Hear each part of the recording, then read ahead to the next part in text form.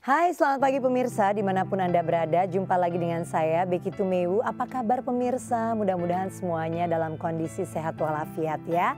Karena mestinya diperlukan kesehatan dan kebugaran. Kita nih menyaksikan acaranya yang namanya Dunia Sehat, oke? Hanya di DAI TV dan seperti biasa kita akan membicarakan tentang topik-topik seputar kesehatan dan juga berbagai macam penyakit dan juga penanganan tepatnya. Nah pemirsa, Anda pasti sudah tidak asing nih kalau kita membicarakan tentang asma. Penyakit yang erat kaitannya dengan pernafasan ini ternyata merupakan penyakit yang banyak dialami oleh masyarakat Indonesia. Dan berdasarkan data World Health Organization atau yang dikenal sebagai WHO, jumlah penderita asma di Indonesia, di dunia itu diperkirakan mencapai 300 juta orang. Dan diprediksi pada tahun 2025 akan mencapai 400 juta orang. Dan tidak hanya itu, penyakit yang menyerangnya paru-paru ini dikatakan juga menjadi penyumbang kematian sekitar 250.000 orang setiap tahunnya. Waduh, kok serem banget ya. Padahal kayaknya masalah asma ini masalah yang mestinya bisa ditangani deh ya. Nah, kenapa kita membicarakan tentang hal ini nih pemirsa, apalagi kita pernah nih membahas tentang asma. Tapi kita tidak bosan-bosan untuk menyampaikan topik mengenai asma ini karena tanggal 1 Mei kemarin itu juga merupakan Hari Asma Sedunia selain Hari Buruh Sedunia ya. Oke. Dan baik, sebelum saya memperkenalkan narasumber kita kali ini, saya ingin mengajak Anda terlebih dahulu untuk menyaksikan tayangan yang berikut ini. Pemirsa Dunia Sehat, penyakit asma bukanlah penyakit yang baru di kalangan masyarakat. Asma terjadi ketika saluran nafas atau bronkus mengalami radang, sehingga dapat menyebabkan penderitanya sulit bernafas, batuk-batuk, dan mengalami mengi ketika kambuh. Ya, menurut data WHO pada tahun 2011, kematian akibat asma di Indonesia mencapai 14.624 jiwa. Dan menyebabkan sekitar 1% total kematian di Indonesia. Meskipun tergolong penyakit yang jarang, asma tetap perlu diwaspadai agar serangannya terkontrol dan tidak dibiarkan mencapai tahap yang membahayakan nyawa. Sebab pada kasus yang lebih serius, penyakit asma dapat berujung pada penyakit pneumotraks, kegagalan pada pernapasan akut, pembesaran paru-paru permanen, dan penyakit paru obstruktif kronis atau PPOK. Ya baik pemirsa, untuk Anda yang mau telepon nanti ya bertanya-tanya langsung soal penyakit asma ini bisa telepon langsung ke 021-290-32644 dan juga bisa via Twitter kami yaitu @daai_TV dengan hashtagnya Dunia Sehat. Nah sekarang saya akan perkenalkan Anda dengan dokter yang pasti sudah tidak asing lagi sih ya, udah pernah juga bermain ke sini ke Dunia Sehat, yaitu Dr. Dedi G. Sudrajat, spesialis penyakit dalam dari Ciputra Hospital. Apa kabar Dr. Dedi? Baik. Baik ya. Saya juga puji Tuhan sehat walafiat. Oke, Dok, kita akan ngobrol nih tentang penyakit asma kali ini ya Dok ya. Dan pertanyaan yang mendasar dulu nih Dok untuk mengawali perbincangan kita. Jadi sebetulnya apa itu penyakit asma Dok? Ya, asma sendiri adalah suatu penyakit saluran nafas yang sifatnya menahun atau kronis. Ya. Dia bisa hilang timbul, tapi derajatnya sendiri bisa dibagi antara terkontrol, tidak terkontrol, dan terkontrol sebagian. Gitu. Jadi, yang mendasari adalah peradangan di saluran nafas. Jadi ketika dipicu maka ada dua hal yang terjadi. Penyempitan saluran nafas dan hiperreaktif dari bronkus atau saluran nafas itu sendiri. Akhirnya banyak mukus yang keluar, penyempitan itu sendiri bisa menghambat jalan nafas. Oke. Berarti kalau tadi dokter udah jelaskan sedikit, tapi sebenarnya apa yang terjadi ya dok di paru-paru kita di saat kita mengalami penyakit asma ini? Ya itu tadi yang dua hal itu. tiba-tiba menyempit, ya, karena ada proses peradangan itu tadi, lalu bronkusnya bereaksinya hiperreaktif, ya. Akhirnya banyak mukusnya itu sendiri akhirnya akan menambah sumbatan sendiri dalam nafas. Akhirnya apa? Sulit bernafas, sesak, nafasnya berbunyi, ya, mengi gitu kata. Ngik gitu ya dok ya. Oke, nah dok, faktor apa aja sih yang menyebabkan seorang itu bisa terkena asma? Ya, asma sendiri dibedakan menjadi dua. Yang secara umumnya ekstrinsik atau yang biasanya terkait dengan alergi, dan intrinsik yang tidak terkait dengan alergi. Yang ekstrinsik atau yang alergi ini jelas ya, pasti ada pemicunya, ada faktor genetik juga, ada alergen yang spesifik, misalnya debu, bulu binatang, ya, kecoa dan lain sebagainya, udara dingin termasuk.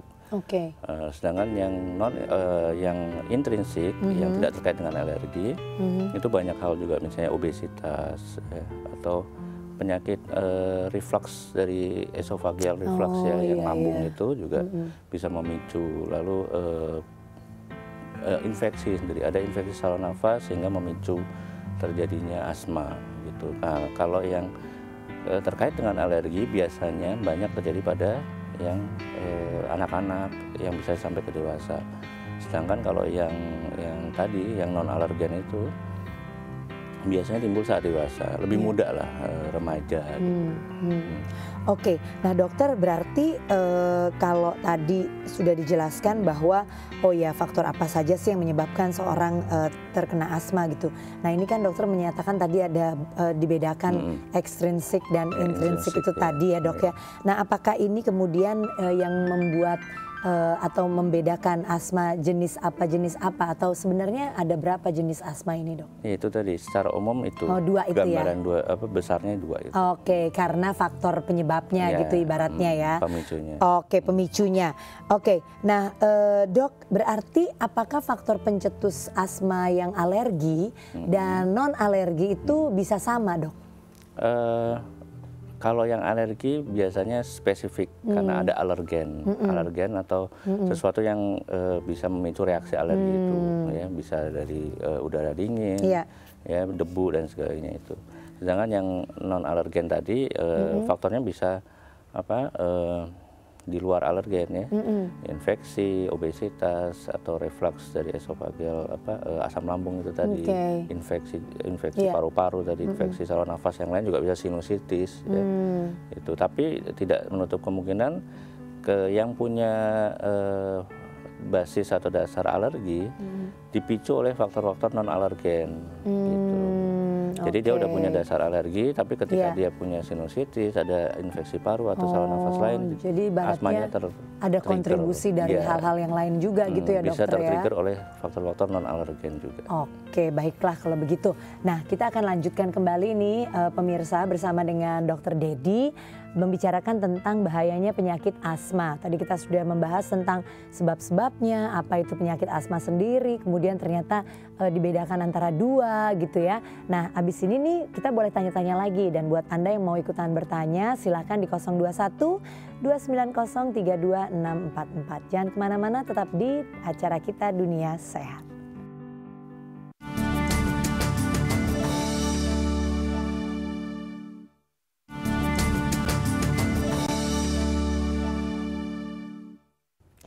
Ya pemirsa, kita lanjutkan kembali obrolan kita di acara Dunia Sehat, dan kita sedang membicarakan tentang bahaya penyakit asma. Karena kemarin tanggal 1 Mei juga merupakan Hari Asma Sedunia. Bersama dengan Dr. Dedi G. Sudrajat, beliau adalah spesialis penyakit dalam dari Ciputra Hospital. Kita membuka kesempatan buat pemirsa yang mau telepon dan langsung tanya sama Dr. Dedi di 021 290 32644. Atau yang mau kirim-kirim pesan via Twitter juga silahkan @daai_TV dengan hashtagnya Dunia Sehat. Oke Dokter Dedi, kita lanjutkan kembali ya dok.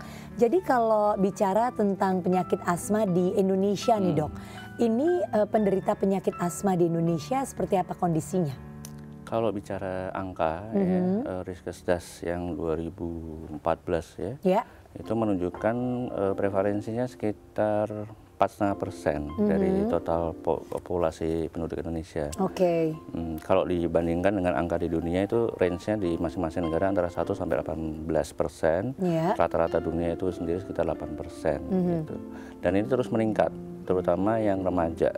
Itu dari data sebelumnya sekitar 2012 itu dibandingkan sekitar 1,4 kali itu meningkat. Oke. Nah, berarti kalau kita bicara usia, Dok, biasanya usia berapa aja sih nih, Dok, yang lebih besar ininya ya, resikonya gitu ya untuk terkena asma ini? Kalau dikaitkan dengan golongan besar jenis asma tadi yang terkait dengan alergi dan tidak, itu yang terkait dengan alergi banyak pada usia anak-anak sampai ke dewasa muda. Sedangkan yang tidak terkait dengan alergi udah mulai dari dewasa muda sampai ke umur-umur 25-30 baru mulai muncul. Oke, nah apakah berarti serangan ya asma pada anak-anak gitu ya dokter dengan serangan asma pada orang dewasa tuh sama bentuknya, gejalanya atau? Gejala secara umum sama ya, susah nafas, sesak, nafasnya berbunyi, batuk ya. Cuman yang perlu diperhatikan pada jika asma itu muncul mulai dari anak-anak, ada perkembangannya, karena kan anak-anak masih dalam fase perkembangan sampai umur 18 tahun. Jadi kalau dia terlalu sering terkena serangan asma, ya episode asma attack-nya itu terlalu sering, misalnya seminggu 2 kali, itu akan berdampak pada perkembangan anak. Mungkin lebih nyatanya misalnya jadi sering izin sakit, belajarnya kurang optimal. Jadi mungkin kualitas dari aktivitas kesehariannya gitu ya, Dok, ya, jadi turun fisik, gitu ya. Oke. Nah, dokter, berarti pertanyaannya adalah gini, kalau anak-anak atau kalau asma yang karena alergi gitu ya, biasanya muncul dari kita masih anak-anak gitu ya, Dok? Bisa usia sangat muda. Umur setahun 2 tahun mungkin juga bisa kalau alergennya nyata dan memicu. Iya. Nah, tapi ada kejadian-kejadian tertentu nih, Dok. Ini terjadi pada kakak saya nih, Dok, ya. Kayaknya nggak pernah ada masalah dari kecil gitu. Kemudian saat dia sekarang sudah dewasa gitu, menjelang bahkan udah mulai masuk usia-usia udah terlalu dewasa gitu ya, mau dibilang tua nggak enak gitu ya, itu baru keluar asmanya. Nah itu gimana tuh, Dok?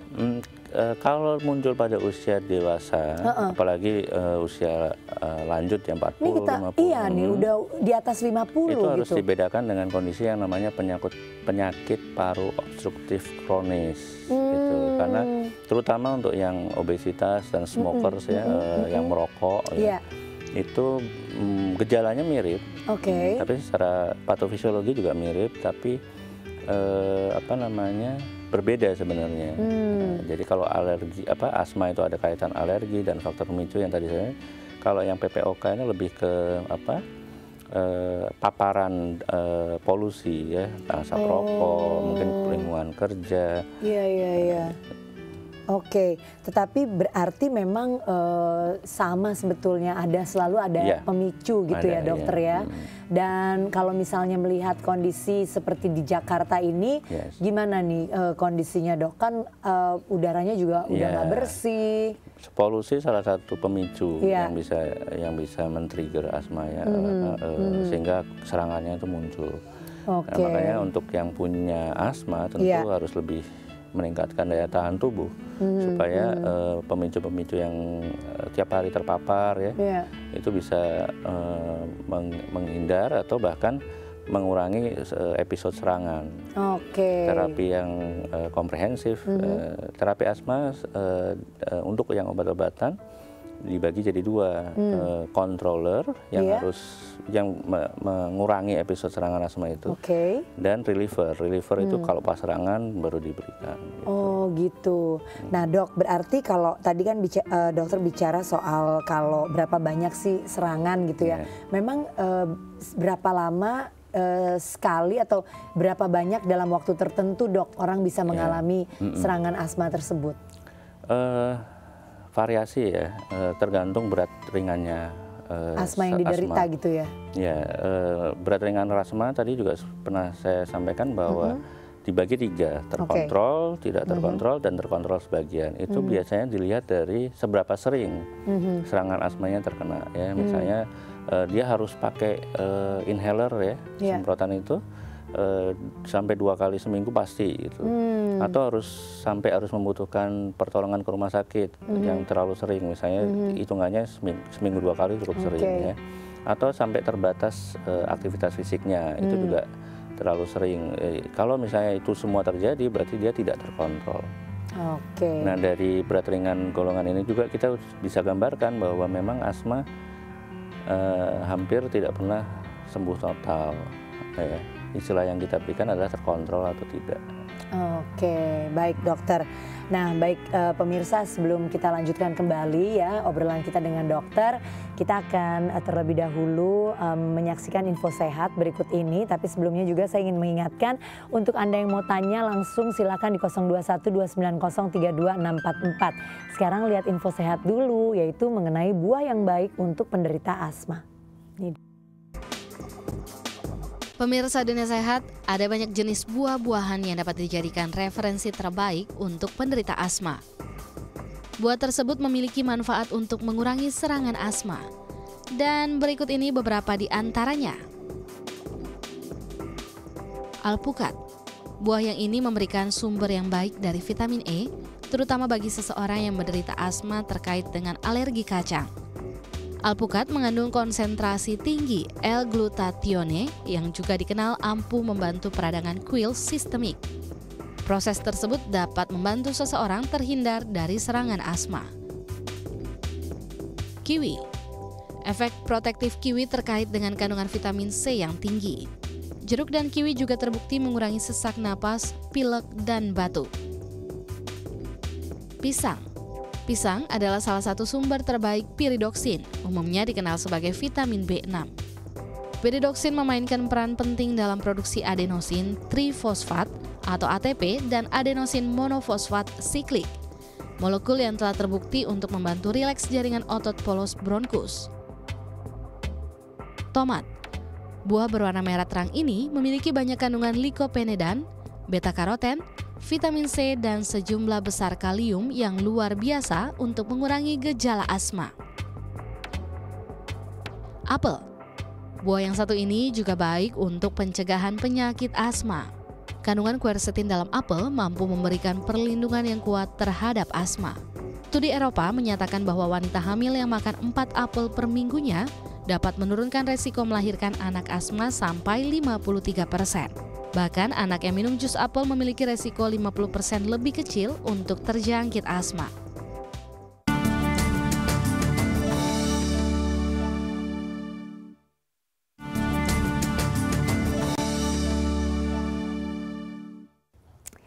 Ya pemirsa, kita lanjutkan kembali obrolan kita mengenai bahayanya penyakit asma. Dan untuk Anda yang mau telepon silakan di 021-290-32644 atau kita bisa saling berkomentar lewat Twitter kami yaitu @daai_TV dengan hashtagnya Dunia Sehat. Masih bersama dengan saya Becky Tumewu dan tentunya bersama dengan Dr. Dedi Gunawan Sudrajat ya. Beliau adalah spesialis penyakit dalam dari Ciputra Hospital. Dan Dok, kita lanjutkan kembali sambil menunggu tentunya telepon dari para pemirsa nih Dok. Nah, jadi Dok, gimana nih cara mengetahui bahwa seseorang ini mengalami atau terkena gejalanya apa Dok? Ya, yang paling khas tadi nafasnya bunyi, ngik gitu. Iya. Banyak juga terjadi di malam hari, ada nocturnal asthma attack ya. Lalu susah nafas, dada kayak tercekat, ya berat gitu ya, batuk. Ya. Kalau misalnya disertai infeksi biasanya juga ada demam. Ya. Nah kalau untuk diagnosis pastinya itu ada beberapa metode. Salah satunya adalah dengan mengukur kapasitas fungsi parunya dengan spirometri. Jadi paling baik adalah saat serangan diukur spirometrinya, lalu kita lihat puncak ekspirasinya. Kalau setelah diobatin ternyata beda antara saat serangan dengan setelah diobatin itu hampir 18% atau mungkin bahkan 20%, nah itu dia asma. Karena ciri khasnya asma itu dia setelah diobatin sempitnya jalan nafas itu bisa kembali ke seperti semula. Sedangkan yang tadi saya sampaikan bahwa kalau penyakit paru obstruktif kronis yang basisnya adalah merokok ya, itu dia ketika diobatin kembalinya nggak semula gitu, nggak seperti semula. Jadi PPOK atau penyakit paru obstruktif kronis biasanya pasiennya juga tidak recovery sempurna. Jadi akhirnya tetap ada rasa sesak yang grade-nya mungkin ringan, tapi kalau dilihat dari kapasitas fungsi parunya dia sudah turun. Gitu. Oke, baik. Jadi memang banyak yang harus diperhatikan juga gitu ya dokter ya untuk menentukan oh ya ini gejalanya gitu ya. Oke, dan kita udah ada penelpon dokter, kita angkat terlebih dahulu. Halo, selamat siang, dengan siapa ini? Iya dokter. Ya, selamat siang. Selamat siang Bu. Siapa ini Bu? Ini dari Ibu Sihombing. Ibu Sihombing. Oke, Ibu Sihombing di Medan. Oke, apa yang mau ditanyakan Bu Sihombing? Silakan. Ini anak saya ada umur 8 tahun. Jadi kami sudah pernah periksa ke rumah sakit besar di Adam Malik. Ya. Katanya dia serangan asma gitu. Oke. Jadi solusinya kan Bu, saya mau tanya. Kami kan sudah pernah dikasih obat generik gitu kan. Ya. Obat tablet. Tablet generik dia. Jadi sampai sekarang ini Bu, sudah lama kan, sudah ada 1,5 tahun, dia sudah terus seperti itu, bunyi-bunyi di dadanya. Oke, jadi masih ya? Iya Bu ya. Iya batuk. Iya, iya. Batunya berdahak dokter. Yeah. Oke. Oke. Ibu Sihombing, jadi pertanyaannya adalah apa nih Bu? Bagaimana cara menanganinya gitu? Atau ini sebenarnya kenapa sih apa yang terjadi pada anak Ibu gitu ya? Iya dokter. Soalnya belum tahu apa sebabnya ini lagi kan dokter, belum tahu apa sebabnya gitu. Oke, Ibu Sihombing jangan ditutup dulu teleponnya. Dokter ada yang mau ditanyakan terlebih dahulu? Cukup? Oke, Ibu Sihombing kita akan coba jawab pertanyaan Ibu ya. Oke, nah ini gimana dokter? Sesak nafas, nafas bunyi memang cenderung merupakan gejala asma. Tapi tadi saya sampaikan bahwa harus tetap didiagnosis secara tepat dulu pasti. Tadi dengan kapasitas fungsi parunya. Kalau memang sudah itu diagnosis asma, maka pengobatannya tadi dua, ada controller yang harus setiap hari mungkin atau dalam interval tertentu untuk mengkontrol supaya serangannya tidak terlalu sering. Lalu reliever kalau pas lagi serangan obat itu diberikan. Nah pada kasus Ibu tadi saya dengar tadi obatnya diberikan obat minum ya. Pada beberapa kasus obat minum ini apalagi kalau yang serangannya terlalu sering, baiknya diganti dengan yang inhaler karena efeknya lebih lokal ya. Kalau minum pasti ada efek sistemik yang mungkin cukup banyak, yang harus dihindari efek samping yang dalam penggunaan menahun, karena asma ini kan penyakit menahun, tidak tertutup kemungkinan penggunaannya bertahun-tahun ya. Nah yang juga perlu disadari juga kalau usia muda tadi terkait dengan alergi, jadi harus jelas dulu nih alerginya apa. Tes alergi juga penting di sini. Karena tadi Ibu Sihombing bilang sebenarnya belum tahu nih kenapanya gitu ya, harus dicari pemicunya. Karena kalau salah satu tata laksana asma ya mengkontrol alergen. Kalau alergennya terpapar terus ya serangannya akan terus terjadi. Misalnya ternyata dia alergi debu hewan, tapi ternyata di rumah memelihara hewan ya, misalnya kucing atau anjing, ya itu dia akan terpapar terus dan serangannya bisa sering ya. Oke, jadi yang harus dilakukan Ibu Sihombing saat ini adalah bagaimana dokter? Pertama mendiagnosis secara pasti dulu, benarkah asma? Kalau iya cari alergennya. Ya, lalu setelah itu bikin strategi pengobatan, nanti dokternya bahwa menghindari alergen itu penting ya, tapi juga obat-obatan yang lebih terarah ya, pakai inhaler lebih cukup ya, lebih baik. Kecuali untuk serangan yang berat mungkin harus obat injeksi atau oral. Oke, baiklah kalau begitu. Nah itu tadi jawaban untuk Ibu Sihombing ya. Jadi Ibu Sihombing tadi dikatakan bahwa anaknya udah 1,5 tahun nih kondisinya seperti ini. Berarti memang harus betul-betul ditemukan terlebih dahulu permasalahannya, dan juga tadi yang menurut dokter Dedi juga tidak hanya permasalahannya tetapi juga penyebabnya, oke, yang disebut sebagai alergennya. Kemudian diatur deh bagaimana cara pengobatan yang paling tepat ya.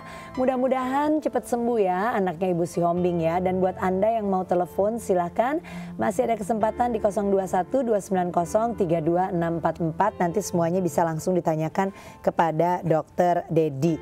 Nah dok, tanya lagi nih ya dok ya, sambil nunggu penelpon yang datang. Oke, berarti dok kalau misalnya kita nih seseorang yang punya resiko asma, apakah ini juga penyakit yang diturunkan dok? Ada faktor genetik. Faktor genetiknya ya. ada faktor ya? Genetik ada, tapi namanya potensi atau faktor genetik bisa muncul atau tidak. Tapi setidaknya kalau misalnya ada orang tua kita misalnya ada bakat asma, kalaupun anak-anaknya tidak ada yang asma, biasanya bakat alergi lain ada, atopi lain ada, misalnya di kulit atau kalau misalnya terkena paparan alergen itu dia bersin-bersin, ada rinitis alergika. Jadi macam-macam bentuknya yang terkait dengan atopi atau alergi. Jadi sebetulnya yang diturunkan itu adalah alerginya gitu ya dok potensinya. Ya, yang bisa keluar menjadi asma bisa gitu asma, ya ibaratnya ya. Bisa alergi atau ekstrim juga bisa.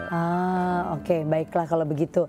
Nah pemirsa, untuk Anda yang masih mau telepon silahkan, masih ada kesempatan di 021 290 32644. Masih banyak kesempatannya. Masih membicarakan tentang bahaya penyakit asma. Nanti bisa ditanyakan langsung kepada dokter Dedi ya. Jangan kemana-mana. Kali ini saya akan membawakan atau mengajak Anda untuk mengikuti info sehat berikut ini, yaitu beberapa hal yang harus dihindari oleh penderita asma. Pemirsa, banyak hal yang dapat memicu kambuhnya penyakit asma. Untuk itu Anda perlu waspada dan mengetahui apa saja yang harus dihindari agar serangan asma bisa diatasi. Berikut ini beberapa hal yang harus dihindari penderita asma. Debu. Debu memiliki sifat merangsang alergi sehingga bisa menyebabkan serangan asma. Oleh karena itu sangat penting untuk menjaga tingkat kebersihan yang sangat tinggi sehingga ruangan atau kamar menjadi bebas debu. Olahraga berat atau terlalu lama. Pada saat olahraga, seseorang cenderung bernafas melalui mulut sehingga menghirup udara yang dingin dan kering. Hal ini bisa memicu asma karena otot di sekitar saluran udara sensitif terhadap perubahan suhu dan kelembapan. Terjadi kontraksi dan selanjutnya mempersempit jalan napas dan menyebabkan gejala asma. Emosi yang berlebihan. Emosi berlebihan seperti kecemasan, kemarahan, dan ketakutan menyebabkan stres yang pada akhirnya mengakibatkan perubahan dan pola denyut jantung. Ada yang cepat, pernafasan menjadi dangkal dan menyebabkan penyempitan saluran udara, selanjutnya menyebabkan serangan asma. Alergi makanan. Beberapa makanan yang paling umum menyebabkan gejala alergi adalah telur, susu, kacang, kedelai, dan gandum, serta beberapa pengawet makanan seperti natrium bisulfit dan kalium bisulfit juga bisa memicu asma. Rokok dan tembakau. Rokok merupakan salah satu pemicu asma yang paling sering ditemukan di berbagai tempat. Oleh karena itu sebaiknya hindari tempat-tempat yang banyak perokok, atau jika Anda memang tidak bisa menghindari mereka, maka gunakanlah selalu masker Anda.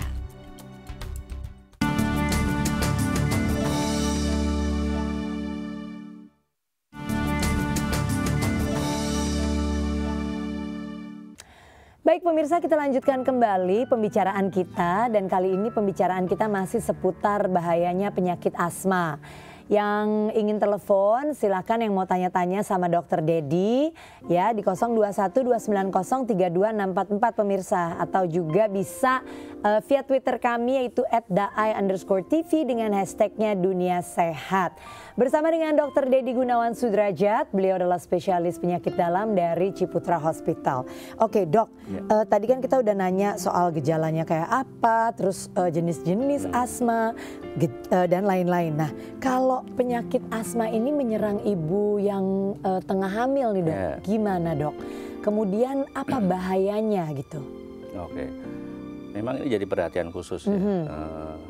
Terutama ketika dia hamil, apalagi untuk yang sebelum hamil dia dalam statusnya terkontrol sebagian atau bahkan tidak terkontrol. Oke. Jadi serangannya. Jadi berarti mengkhawatirkan gitu ya dok ya? Ya karena dia bisa mengurangi ya mungkin ya pasokan oksigen ke janin. Gitu. Karena kan dengan interval serangan yang terlalu sering ya kan, oksigenasinya akan terganggu gitu.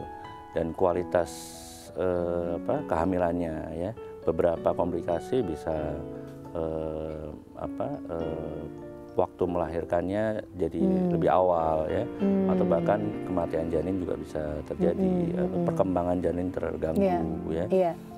Maka pada spesial kasus seperti ini perhatian khusus harus diberikan karena obat-obatan ketika serangan muncul, apalagi kalau ada infeksi, itu pilihannya sangat terbatas yang aman untuk janin. Ya.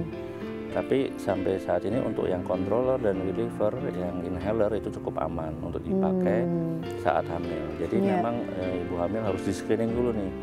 Kalau misalnya dia memang tergolong yang tidak terkontrol, apalagi harus intensif konsultasi lah. Gitu. Dan rajin ini membawa inhalernya ya. Oh, jadi jangan sampai tertinggal gitu ya, karena bisa sangat mengganggu nanti kalau terjadi serangan gitu ya dokter ya.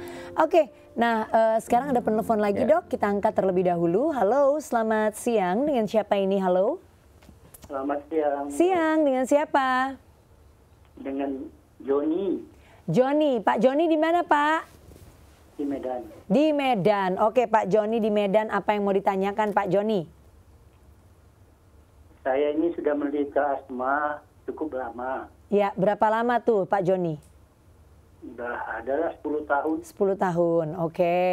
Kemudian saya diberi obat, dokter itu mereknya Retapil, 150 cc. 150 mili. Kemudian salbutamol 2 mili. Nah, jadi setiap hari saya konsumsi pagi dan sore. Nah, kalau saya tidak makan 2 hari saja, kumat lagi. Oh, serangan gitu ya Pak? Iya. Jadi yang saya tanyakan, apakah tidak berbahaya kalau saya mengkonsumsi obat tersebut terus menerus? Terus menerus. Kemudian apa kira-kira alternatif lain? Ya. Baik. Sebentar Pak Joni, mungkin ada yang mau ditanyakan terlebih dahulu oleh dokter. Gimana dok? Ada yang mau ditanyakan? Pak Joni merokok nggak Pak? Saya tidak merokok dok. Tidak merokok ya? Atau pernah merokok? Pernah, tapi udah 15 tahun nggak merokok lagi. Aktivitas sehari-hari apa Pak pekerjaannya? Sekarang saya udah pensiun. Dulu saya petugas lapangan di kehutanan. Baik. Oke, cukup ya dok ya. Baik Pak Joni, kita akan coba jawab pertanyaannya ya. Oke, jadi gimana nih dok? Udah 10 tahun dok? Ya, tadi dari waktu segmen awal saya sampaikan bahwa ketika terjadi di dewasa, kita harus bedakan dengan penyakit paru obstruktif kronis. Ya. Caranya apa? Dengan tes spirometri itu tadi ya. Karena outcome-nya akan berbeda, tata laksananya akan sedikit berbeda. Apalagi tadi Bapak Joni sampaikan bahwa dia konsumsinya dikasihnya obatnya yang oral ya, yang minum ya. Pertama saya sarankan cari dulu apakah Bapak penyakit paru obstruktif kronis atau memang asma. Kalau memang asma, dicari juga alergennya tadi. Jadi harus manajemen untuk menghindari faktor pemicu, ya itu harus jelas. Selama ini pemicunya kalau sesek atau serangan tuh apa aja. Apalagi Bapak Joni sampaikan bahwa Waduh, ada yang nelfon dokter nih Pak Joni, nggak puas nelfon di Daai, langsung nelfonnya ke Pak dokter. apa namanya, kalau terlalu sering, apalagi dia sampaikan 2 kali dalam kalau telat sedikit minum obatnya dia langsung serangan gitu kan. Ya itu sangat tidak baik ya, jadi daya tahan tubuhnya bisa turun gitu. Saya sarankan konsultasi ulang dan apa namanya, diganti obatnya, jangan yang oral tapi yang inhaler ya, itu lebih acceptable. Berarti memang ada kemungkinan bahwa apa yang dikonsumsi oleh Bapak Joni obatnya tuh kurang tepat gitu ya dokter ya. Atau faktor pemicunya nggak dicari sehingga terpapar terus nih. Iya, jadi serangan terus gitu ya. Nah itu ya Pak Joni ya, jadi harap diperhatikan tidak hanya minum obat Pak Joni tetapi juga dikenali kira-kira penyebab dari asmanya ini apa gitu ya. Oke, nah sekarang ada penelpon lagi nih dokter, kita angkat lagi. Halo, selamat siang, dengan siapa ini?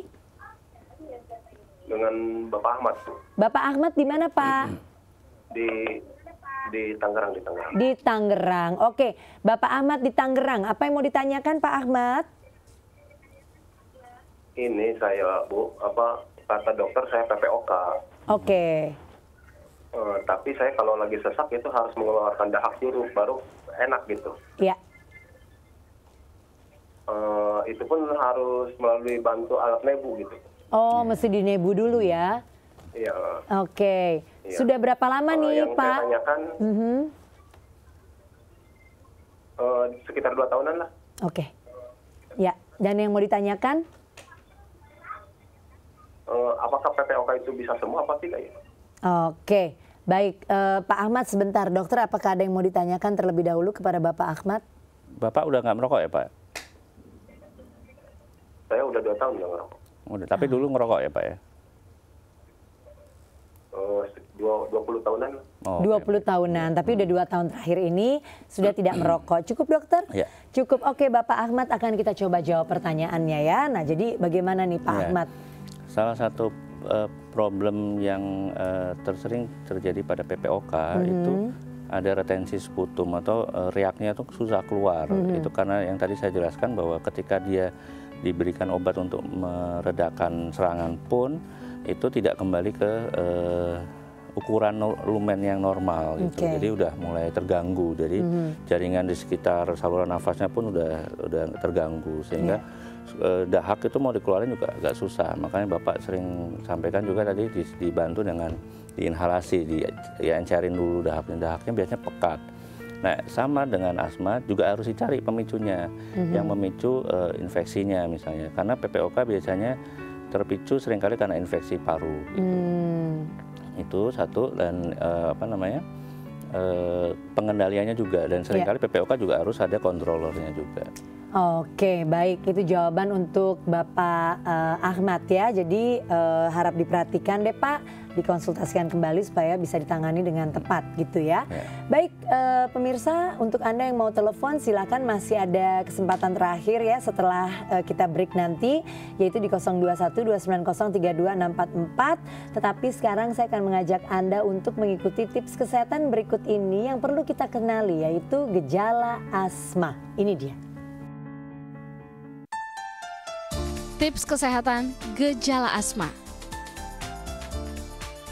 Napas berat dan berbunyi. Batuk-batuk. Napas pendek tersengal-sengal. Sesak dada.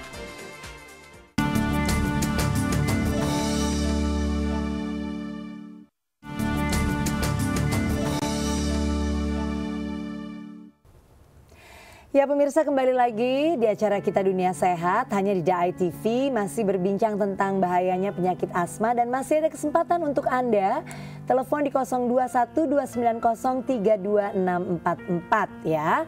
Kita masih punya narasumber kita Dr. Dedi Gunawan Sudrajat, spesialis penyakit dalam dari Ciputra Hospital.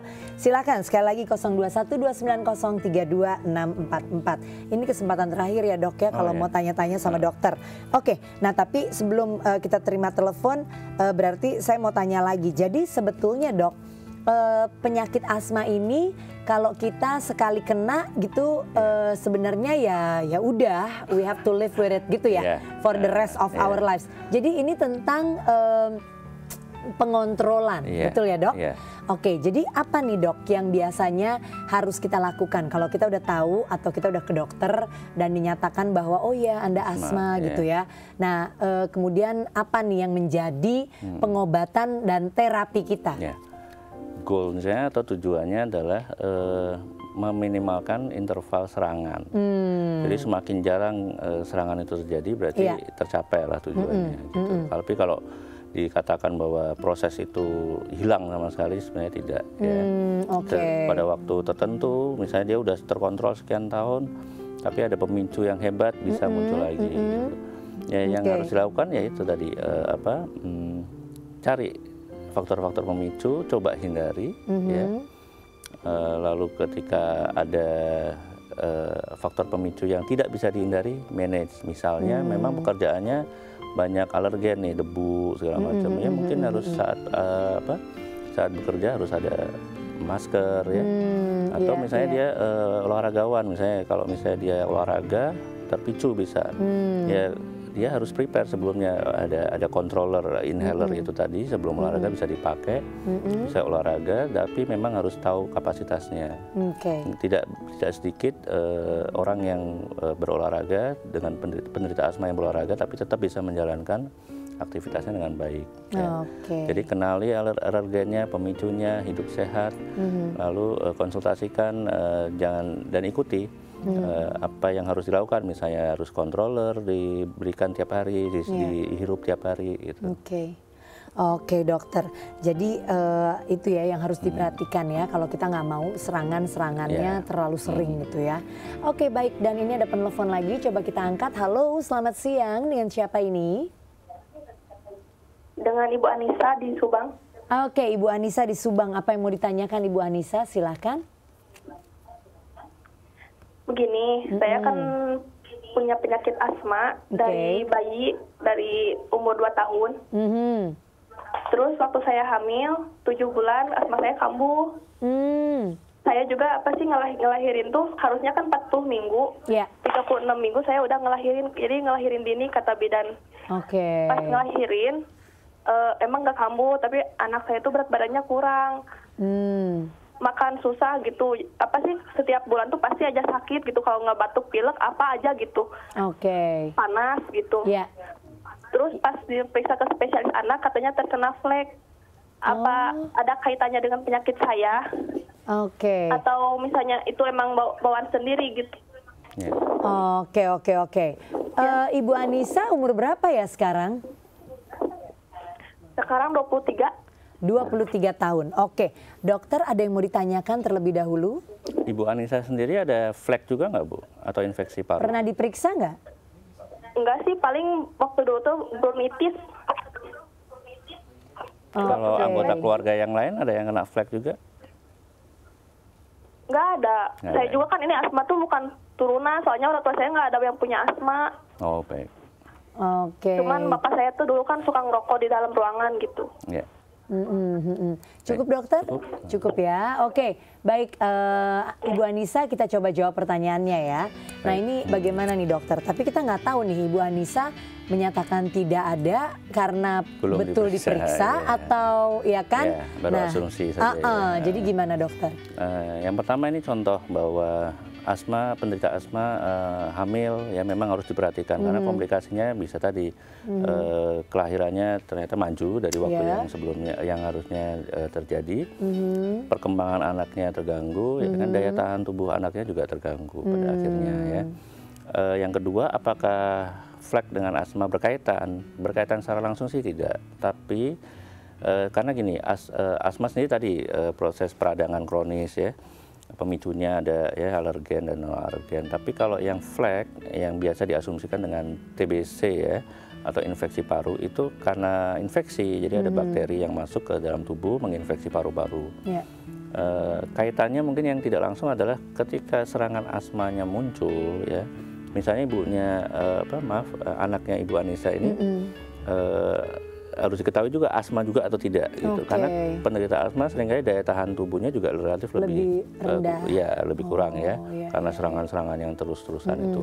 Tapi jika tidak asma, misalnya anaknya memang tidak terkena asma, mungkin karena waktu kehamilan itu tadi ya terganggu, daya tahan tubuhnya ketika lahir tidak sebaik ketika anak-anak yang dilahirkan oleh yang tidak asma. Tanpa gitu. asma, tanpa problem Jadi asma. daya tahan yang turun itu bisa memudahkan ya proses infeksi itu masuk ke paru-paru. Tapi yang perlu diperhatikan, lihat di sekelilingnya, lingkungan anaknya.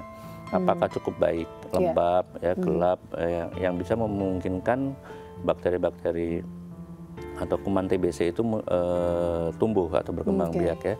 Lalu lingkungan sekitar juga orang dewasa yang lain. Apakah ada yang kena flek juga? Karena bisa menularkan dengan percikan ludahnya. Gitu. Nah dok, berarti dalam hal ini apakah kalau misalnya terdeteksi ada flek gitu di paru-paru itu menandakan besarnya tuh memang TB ya dok ya?